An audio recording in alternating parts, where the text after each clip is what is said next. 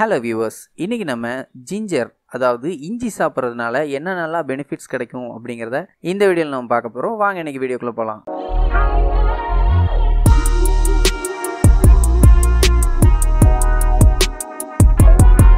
ரொம்பவும் பவர்ஃபுல்லான மருந்துகளில் ஒன்று தான் இஞ்சி. ஸோ அதை நீங்கள் அதிகமாக சாப்பிட்டீங்கன்னா உங்களுக்கு ரொம்பவும் பெரிய பெரிய ப்ராப்ளம்ஸ் எல்லாம் வர்றதுக்கு வாய்ப்பு இருக்குது. அதனால் எப்போவுமே அதை ஒரு லிமிட்டுக்குள்ளேயே சாப்பிடுங்க. இப்போது எவ்வளோ சாப்பிட்ணும் அப்படின்னு பார்த்தோன்னா ஒரு நாளைக்கு 3-4 கிராம் இஞ்சி தான் சாப்பிட்ணும். இதுவே ப்ரெக்னென்ட் லேடிஸாக இருந்தாங்கன்னா ஒரு நாளைக்கு 1 கிராம் இஞ்சிக்கு மேலே சாப்பிடவே கூடாது. இன்ஃபேக்ட் அவங்க சாப்பிடாமல் இருக்கிறதே ரொம்ப நல்லது.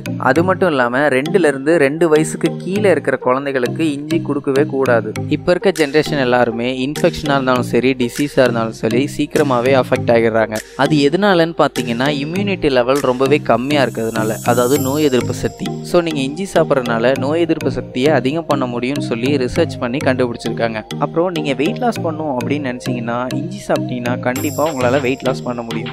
சப்போஸ் நீங்கள் ஒர்க் பண்ணி டயர்டானாலோ இல்லை எக்ஸசைஸ் பண்ணி டயர்டானாலோ உங்கள் மசில்ஸ் பார்த்தீங்கன்னா ரொம்பவுமே டயர்டாக இருக்கும். ஸோ அந்த மாதிரி டயர்ட்னஸ் இருக்கும்போது நீங்கள் இஞ்சி டீயோ இல்லை இஞ்சியோ சாப்பிட்டீங்கன்னா ரொம்பவே ரிலீவாக இருக்கும். அப்புறம் பார்த்தீங்கன்னா சாப்பிட்ட சாப்பாடு ஒழுங்காக டைஜஷன் ஆகலைன்னா நெஞ்செரிச்சல் வர்றதுக்கு வாய்ப்பு இருக்குது. ஸோ அந்த நேரத்தில் நீங்கள் டானிக்கோ இல்லை டேப்லெட்ஸோ சாப்பிட்றதுக்கு பதிலாக இஞ்சி சாப்பிட்டீங்கன்னா அந்த ப்ராப்ளத்தை சீக்கிரமாகவே சரி பண்ணிடும். அண்ட் இஞ்சி சாப்பிட்றதுனால பார்த்தீங்கன்னா ஹார்ட் அட்டாக் வர்றதை கூட தடுக்க முடியும். அப்புறம் பார்த்தீங்கன்னா கேஸ் ட்ரபிள் இருந்துச்சுன்னா வயிறு பார்த்தீங்கன்னா எப்போவுமே ஃபுல்லாக இருந்த மாதிரியே இருக்கும். ஸோ அதனாலேயே ஒழுங்காக சாப்பிட முடியாது, எந்த வேலையும் செய்ய முடியாது. ஸோ அந்த மாதிரி நேரத்தில் நீங்கள் இஞ்சி சாப்பிட்டீங்கன்னா அதை சரி செய்ய முடியும். சளி பிடிச்சிருந்தாலோ இல்லை வறட்டு இருமல் இருந்தாலோ அதை கம்ப்ளீட்டாக சரி பண்ண முடியும். அப்புறம் நீங்கள் சாப்பிடும்போது கொஞ்சமாக இஞ்சி சேர்த்து சாப்பிட்டீங்கன்னா உங்களுக்கு டைஜஷன் ஆகிறதுல எந்த ப்ராப்ளமுமே வராது. அண்ட் அது மட்டும் இல்லாமல் சீக்கிரமாகவே டைஜஷன் ஆயிரும். உடம்புல ரத்த ஓட்டம் சீராக இல்லைனாலே உடம்பு சீக்கிரமாக டயர்ட் ஆகுறது, உடம்பு குண்டாகிறது, டயபெட்டிஸ் வர்றது, இல்லை ஹார்ட்டில் பெரிய பெரிய ப்ராப்ளம்ஸ் வர்றதுன்னு எல்லாத்துக்குமே வாய்ப்பு இருக்குது.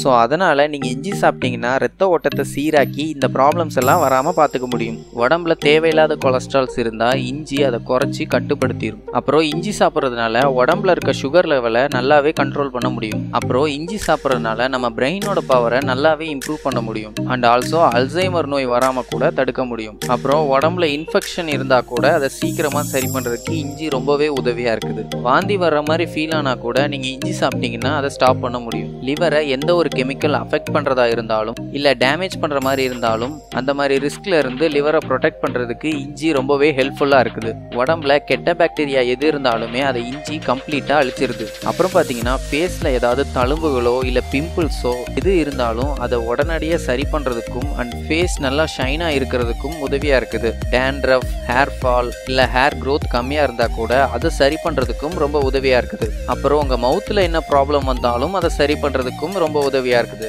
அண்ட் மறுபடியும் சொல்கிறேன், இஞ்சி ரொம்பவும் பவர்ஃபுல்லான மருந்து. அதை எப்போவுமே ரொம்ப அதிகமாக சாப்பிட்றாதீங்க.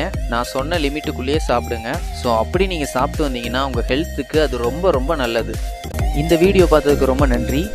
இந்த மாதிரி உங்களுக்கு இன்னும் நிறைய இன்ஃபர்மேஷன் தெரிஞ்சுக்கணும் அப்படின்னா நீங்கள் கமெண்ட்டில் லீவ் பண்ணுங்கள். Until then, get shine from DIYs and natural tips.